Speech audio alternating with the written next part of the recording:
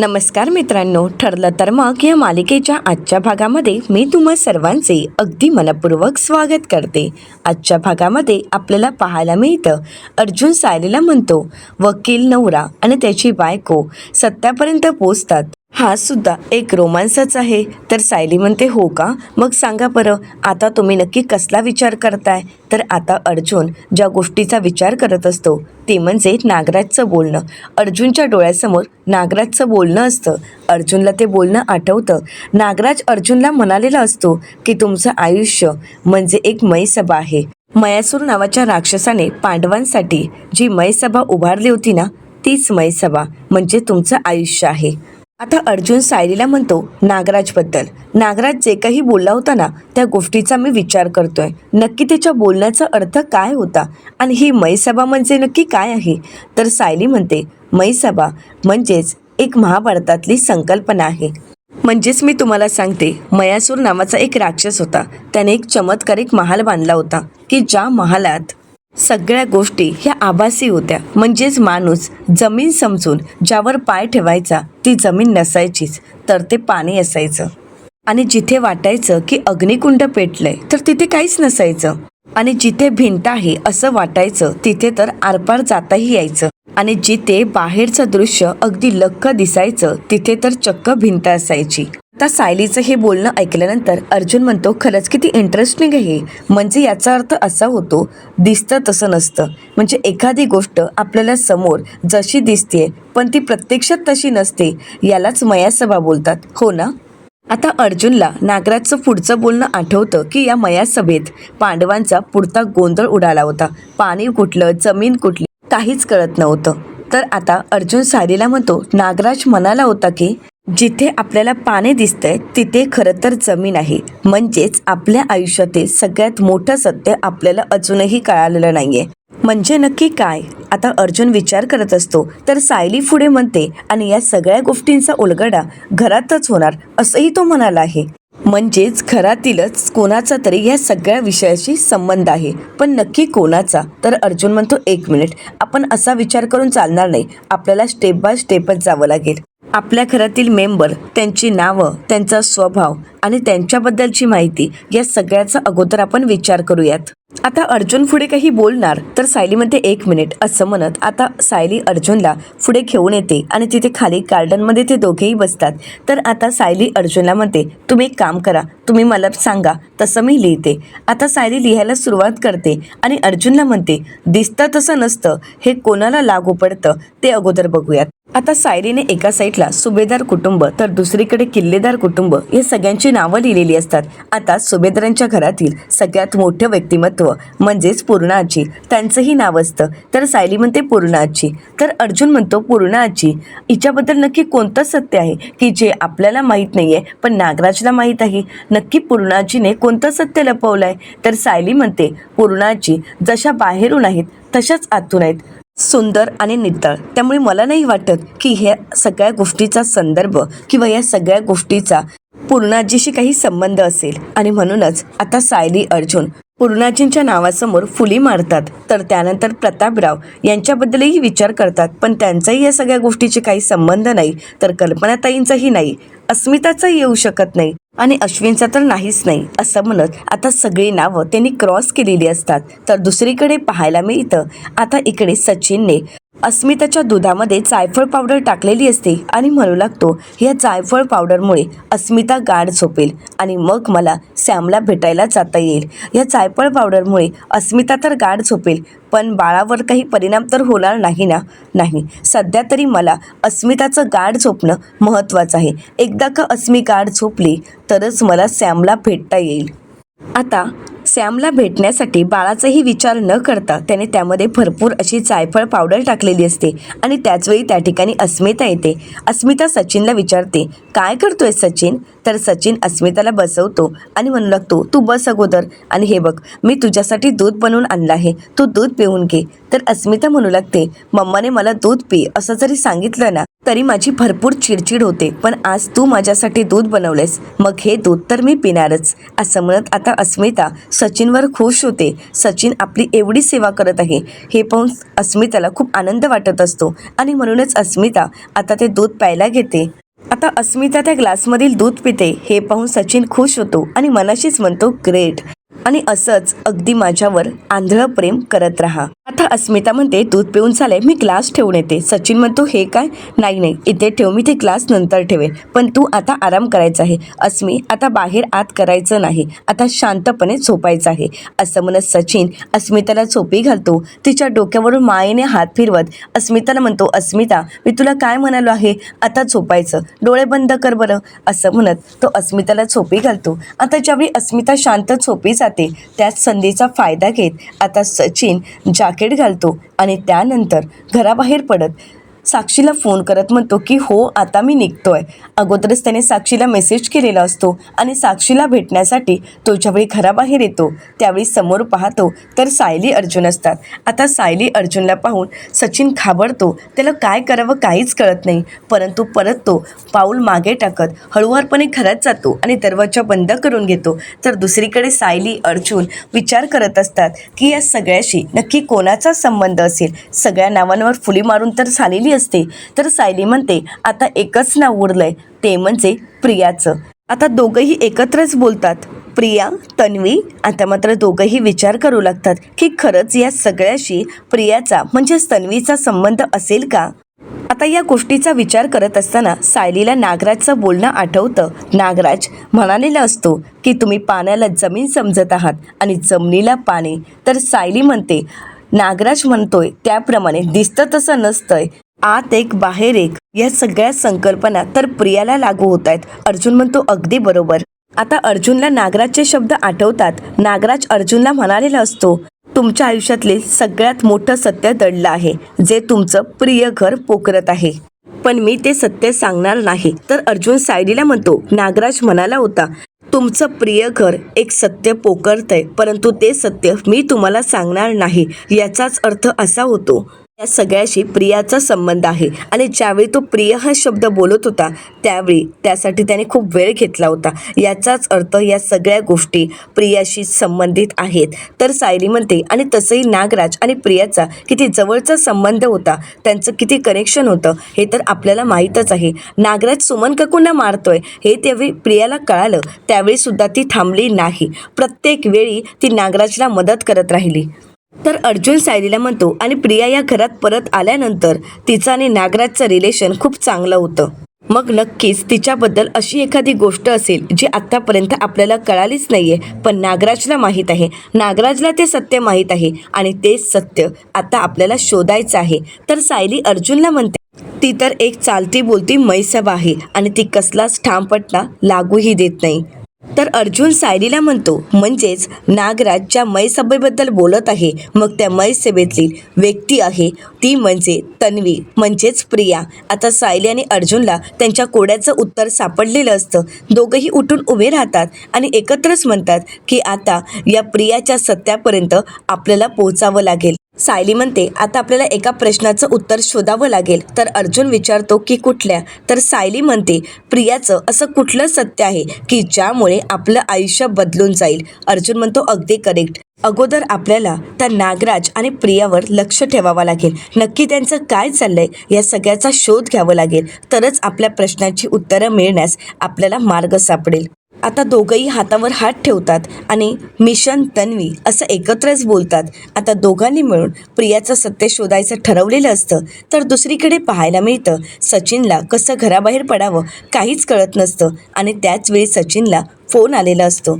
सचिनला साक्षीने फोन केलेला असतो. सचिन साक्षीचा फोन उचलतो आणि म्हणतो, प्लीज सॅम, मला समजून घे, मी आता घराबाहेर नाही पडू शकत. तर आता साक्षी म्हणते, तू काही लहान बाळ आहेस का की घराबाहेर पडू शकत नाहीस. तर सचिन म्हणतो, अगं मला माहीत आहे की तुला मला भेटायचं आहे, परंतु सॅम, अगं मी माझ्या आता घरी आहे. माझे आईबाबा जरी झोपले असले तरीसुद्धा आता माझी आई उठली आहे, त्यामुळे मला घराबाहेर पडता येणार नाही.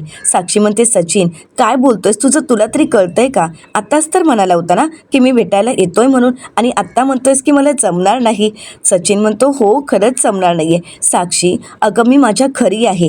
साक्षी म्हणते हो का, कुठल्या घरी आहेस? सचिन म्हणतो कुठे म्हणजे, अगं मी माझ्या आईबाबांच्या घरी आहे. तू असा का प्रश्न विचारतेस? साक्षी म्हणते मी तुझं लोकेशन ट्रॅप केलं आहे आणि आता तू अन्नपूर्णा निवासमध्ये आहेस हे मला चांगलंच माहीत आहे, त्यामुळे माझ्याशी खोटं बोलू नकोस. आता मात्र सचिनला चांगलाच घाम फुटलेला असतो. सचिन घाबरतो आणि प्रियाला साक्षीला म्हणतो सॅम माझं लोकेशन ट्रॅप करताना तुला काहीच वाटलं नाही का गं? सॅम म्हणजेच साक्षी म्हणू लागते नाही काहीच वाटलं नाही, कारण सचिन तू माझ्याशी किती खोटं बोलतोयस हे मला चांगलंच माहीत आहे आणि म्हणूनच मला तुझं लोकेशन ट्रॅप करावं लागलं. त्यामुळे आता कुठलंही कारण न देता तू मला भेटायला यायचं आहे. आणि हो सचिन तुला काय वाटलं मला काहीच माहीत नाही आहे? अरे तू जेवढं लपवण्याचा प्रयत्न करशील ना तेवढा तूच अडकत जाशील. त्यामुळे मला आता सगळं काही माहीत आहे, त्यामुळे माझ्यापासून कोणतीच गोष्ट लपवून ठेवू नकोस. सचिन म्हणतो सॅम मी आता खरंच येऊ शकत नाही, कारण बाहेर सायली वहिनी आणि अर्जुन आहेत आणि त्या दोघांनी जर मला बघितलं तर वाट लागेल आणि तुला जरी बघितलं तरीसुद्धा वाट लागू शकते, त्यामुळे प्लीज तू इथून निघून जा. साक्षी म्हणते करेक्ट मला हेच ऐकायचं होतं, परंतु एक गोष्ट लक्षात ठेव आता जे व्हायचं ते होऊ देत. मी तुला भेटल्याशिवाय कुठेही जाणार नाही. मला तुझ्याकडून काही प्रश्नांची उत्तरं हवी आहेत आणि जोपर्यंत या प्रश्नांची उत्तरं मला मिळत नाहीत तोपर्यंत मी इथून जाणार नाही. जे व्हायचं आहे ते होऊ देत. आता 2 मिनिटाच्या आत तू घराबाहेर येशील किंवा त्या 2 मिनिटात मी घरात येईन, मग जे व्हायचं आहे त्याला मी सामोरे जायला तयार आहे. आता साक्षीचं हे बोलणं ऐकून सचिन पूर्णपणे गार पडलेला असतो. त्याला काय करावं काहीच कळत नसतं. तो साक्षीला तिथून जायला सांगत असतो, परंतु साक्षी मात्र हट्टाला पेटलेली असते आणि ती सचिनला म्हणते नाही मी इथून कुठेही जाणार नाही, तुला इथे यावंच लागेल. तू येतोयस की नाही एवढं मला सांग, तुझी वेळ सुरू होते आत्ता. असं म्हणत साक्षी फोन ठेवते. सचिनला काही बोलताच येत नाही. आता सचिन बाहेर पडणार, परंतु त्याचवेळी सायली अर्जुन घरात येत असतात. आता सचिन तिथे लपून बसतो. इकडे अर्जुन सायलीला म्हणतो आज आपलं सगळ्यात महत्त्वाचं काम झालं आहे, सगळ्यात महत्त्वाच्या गोष्टीचा आपल्याला खुलासा झालेला आहे, परंतु आता कामाला आपण उद्यापासूनच लागायचं आहे. सायली म्हणते हो चालेल काहीच हरकत नाही. असं बोलतच गप्पा मारत दोघंही आपल्या रूमच्या दिशेने निघून जातात. सचिन तिथेच लपलेला असतो, परंतु सायली अर्जुनला काहीच माहीत नसतं. सायली अर्जुन तिथून निघून जातात सचिन लगेच बाहेर येतो आणि आता काय करावं याचा विचार करू लागतो. सचिनचा नाईलाज झालेला असतो. सचिनला माहीत असतं की काही करून आपल्याला बाहेर जाऊन साक्षीला भेटावंच लागेल. तर दुसरीकडे सायली अर्जुन त्यांच्या रूममध्ये येतात. सायली म्हणते चला खूप उशीर झालाय आता झोपावं लागेल. सायली आता अर्जुनला झोपायला सांगत असते, तर अर्जुन म्हणतो बायको. सायली म्हणते काय झालं, आता तुम्ही म्हणालात की तुम्हाला जास्त झोप आली आहे ना, मग अर्जुन म्हणतो बायको अगं तू बाजूला आलीस ना की झोपच ओढून जाते, त्याला मी तरी काय करू. तर सायली म्हणते गप्प झोपा, किती वाजलेत बघितलेत ना, आणि हो अगोदर गजर लावा.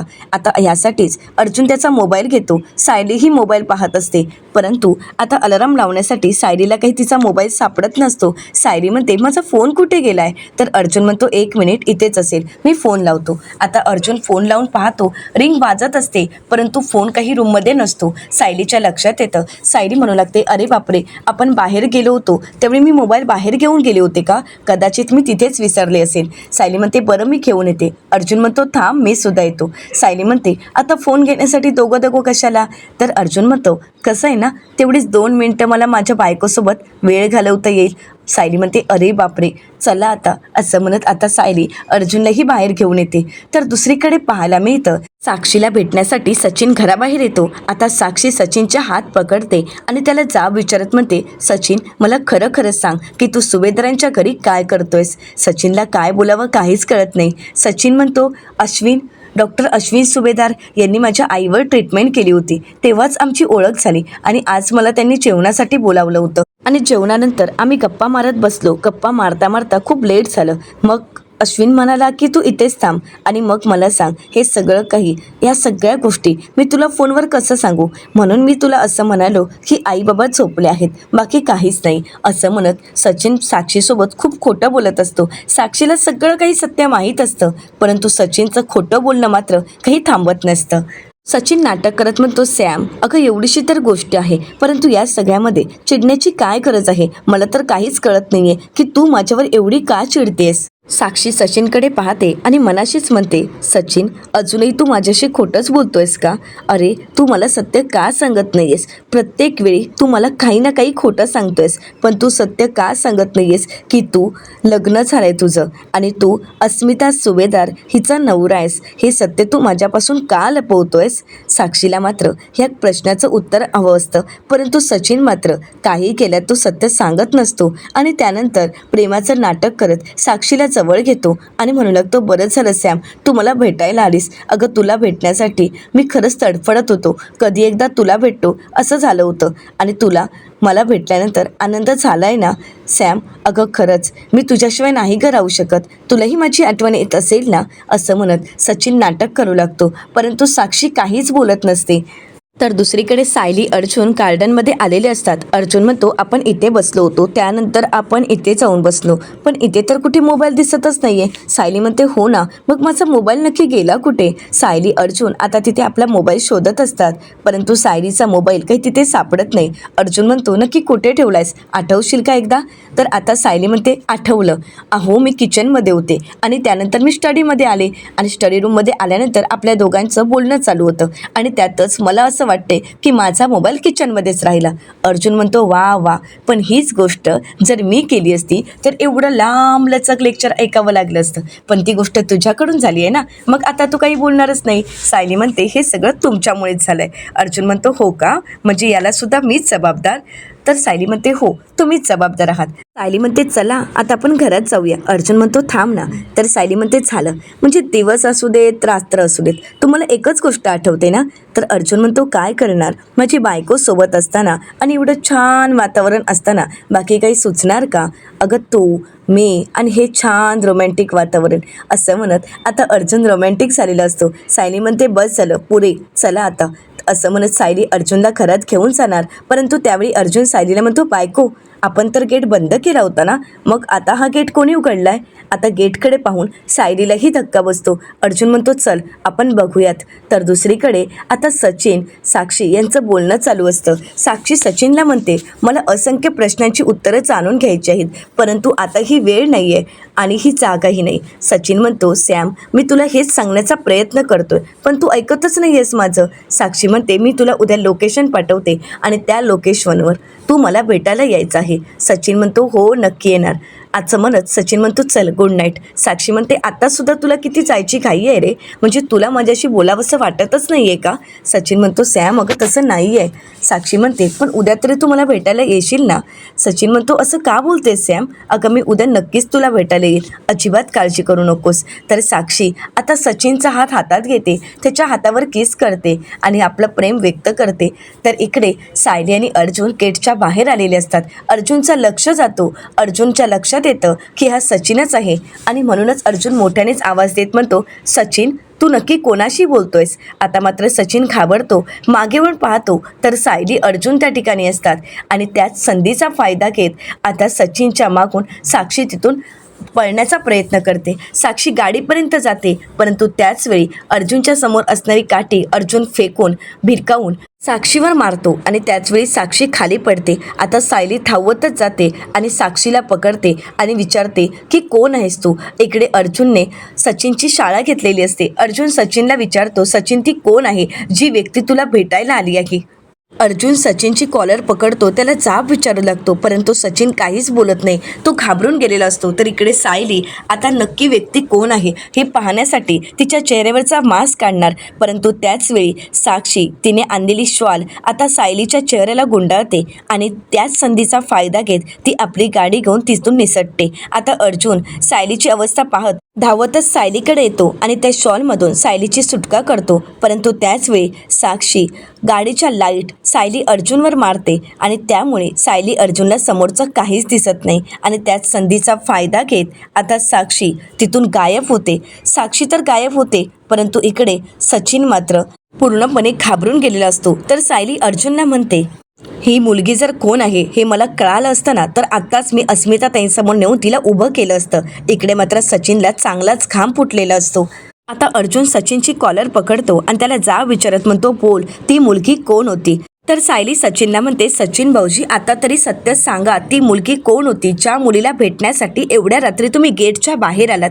पण त्या मुलीला भेटण्यासाठी तुम्ही गेटच्या बाहेर आलातच का? म्हणजे अजूनही तुम्ही अस्मिताताईंना धोका देताय. तर अर्जुनही सचिनवर चिडतो आणि म्हणू लागतो, सचिन तुला असं वागताना काहीच वाटत नाही आहे का रे? अरे अस्मिताई तुझ्यावर जीवापाड प्रेम करते आणि त्या प्रेमाचा तू गैरफायदा घेतोयस. अरे एखादी मुलगी तुला इथे गेटच्या बाहेर भेटायला येते आणि तू तिला भेटण्यासाठी घराबाहेर येतोयस, म्हणजे अजूनही तू अस्मिताताईला धोका देतोयस. तर आता सचिन मनाशीच म्हणतो, माझी गर्लफ्रेंड मला भेटायला आली असं अर्जुन म्हणतोय, म्हणजे याचा अर्थ ती साक्षी शिकरे आहे हे अर्जुनला अजूनही कळालं नाही. आणि म्हणूनच आता सचिन नाटक करत म्हणतो, ती मुलगी नाही, अरे ती मुलगी वगैरे नव्हती, तो मुलगा होता, माझा मित्र होता, मला भेटायला आला होता. अर्जुन सचिनला म्हणतो, खोटं बोलतोयस तू, अजूनही खोटं बोलतोयस सचिन. अरे तुला खोटं बोलताना काहीच वाटत नाही आहे का? सचिन म्हणतो, नाही अर्जुन मी खोटं बोलत नाही आहे. अरे ती मुलगी नाही तर पुरुष होता, माझा मित्र होता. तर सायली म्हणते, हो का? मग तुम्ही तुमच्या मित्राला भेटण्यासाठी एवढ्या रात्री गेटच्या बाहेर का आला होता?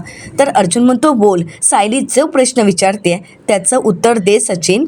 आणि आता तरी खरं बोल. आता सचिन खोटं बोलत म्हणतो, नाही अर्जुन खरंच तो मुलगा होता. अरे काही दिवसांपूर्वी मी तुम्हाला बोललो की माझी नोकरी गेली आणि त्यानंतर मी एका माणसाकडून लोन घेतलं होतं आणि आता तो माणूस सतत मला फोन करतोय, माझ्याकडून पैसे मागतोय आणि तीच व्यक्ती मला भेटण्यासाठी आली होती. तर सायली म्हणते, मग त्या माणसाला तुम्ही भेटण्यासाठी गेटच्या बाहेर का आलात?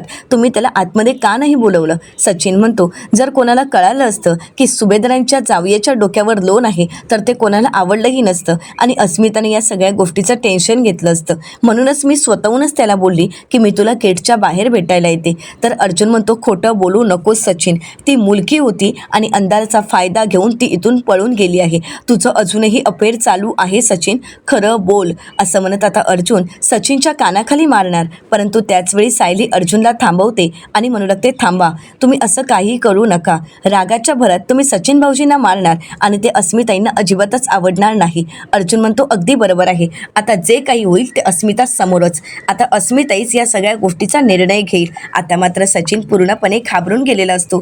तर येणाऱ्या पुढील भागामध्ये आपल्याला पाहायला मिळतं, अस्मिता सायली अर्जुनवर चिडते आणि म्हणू लागते, यापुढे जे काही होईल ते सगळं काही मी आणि सचिन बघून घेऊ, या सगळ्यामध्ये तुम्हाला पडायची गरज नाही. तर अर्जुन आणि सायली रूममध्ये येतात. अर्जुन म्हणू लागतो की हा माणूस अजूनही खोटं बोलतोय आणि अस्मिताई त्याच्यावर विश्वास ठेवतीये. तर त्यानंतर दुसऱ्या दिवशी आता चैतन्य अर्जुनला भेटण्यासाठी आणि आपल्या कामासाठी घरी आलेला असतो. तर आता चैतन्य अर्जुनला म्हणतो, तू इन्स्पेक्टर सावंत यांच्याशी बोलला आहेस का? तर अर्जुन म्हणतो की हो, मी इन्स्पेक्टर सावंत यांना टीप दिली आहे, परंतु अजूनही पुरावा मिळण्याची मी वाट बघत आहे. तर चैतन्य अर्जुनला म्हणतो की अजून कुठला पुरावा तुला हवा आहे? तर अर्जुन म्हणतो, मला खात्री आहे की साक्षी आपल्या वडिलांना म्हणजेच महिपत शिकरेला भेटण्यासाठी पोलीस स्टेशनला नक्कीच येत असेल आणि तीच संधी मला साधायची आहे. त्याचवेळी मला तिला रंगेहात पकडायचं आहे आणि त्याचवेळी तिथे सायली आलेली असते. अर्जुन आणि चैतन्याचं बोलणं सायलीने ऐकलेलं असतं. आता सायली अर्जुनवर चिडेल का की अर्जुनला माफ करेल आणि अर्जुन हे सगळं सत्य सायलीला सांगेल का? हे पाहणं अतिशय रंजक ठरणार आहे. मित्रांनो, अशाच मालिकांचे नवनवीन अपडेट पाहण्यासाठी चॅनलला नक्कीच सबस्क्राईब करा. आजचा व्हिडिओ तुम्हाला कसा वाटला हे कमेंट करून नक्कीच कळवा. आजचा हा व्हिडिओ जर तुम्हाला आवडला असेल तर व्हिडिओला लाईक करायलाही विसरू नका. व्हिडिओ पाहिल्याबद्दल तुम्हा सर्वांचे अगदी मनपूर्वक धन्यवाद.